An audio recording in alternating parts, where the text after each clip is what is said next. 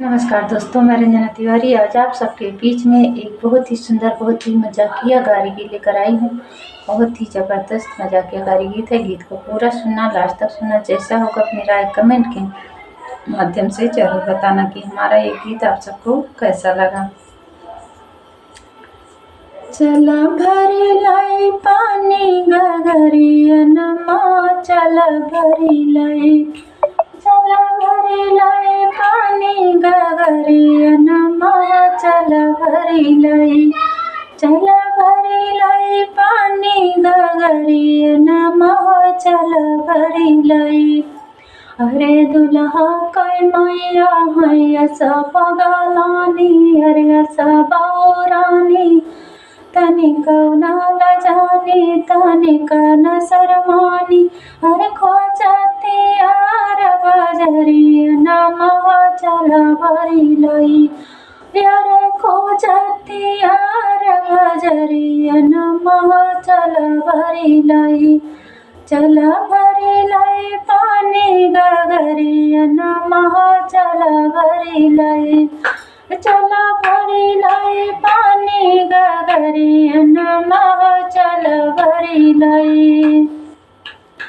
अरे पनिया भरना चली दुल्हा कै बहिनी, अरे दुल्हा कै बुआ, अरे रैया चलत बहिनी सब रानी, अरे सब गलानी तनिक न लजानी, तनिक न शरमानी। अरे खोजती यार डगरिया नमा, चला भरी लाई, अरे खोजती यार डगरिया नमा, चला भरी लाई, चला भरी लाई पानी गगरिया नमा, चला भरी लाई, चला भरी लाई पानी गगरिया नमा, चला भरी लाई।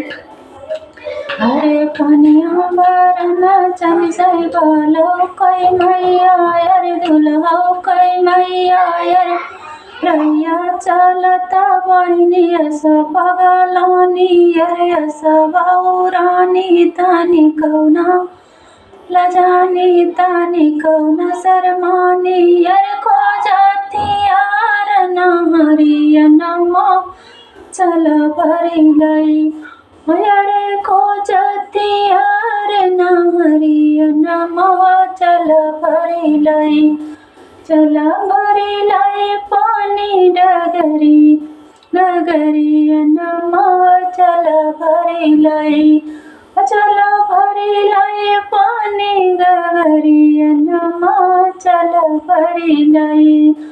अरे पनिया भरना चली अगुआ कै बहिनी, अरे अगुआ कै जैया, अरे रैया चलता बहिनी सब गलानी, कि सब रानी की तनिक न लजानी, तनिक न शरमानी। के खोजती यार डगरिया नमा, चला भरी लाई, अरे खोजती यार डगरिया नमा, चला भरी लाई, चला भरी लाई पानी गगरिया नमा, चला भरी लाई, चला भरी लाई पानी गगरिया नमा, चला भरी लाई, चला भरी लाई पानी गगरिया नमा, चला भरी लाई।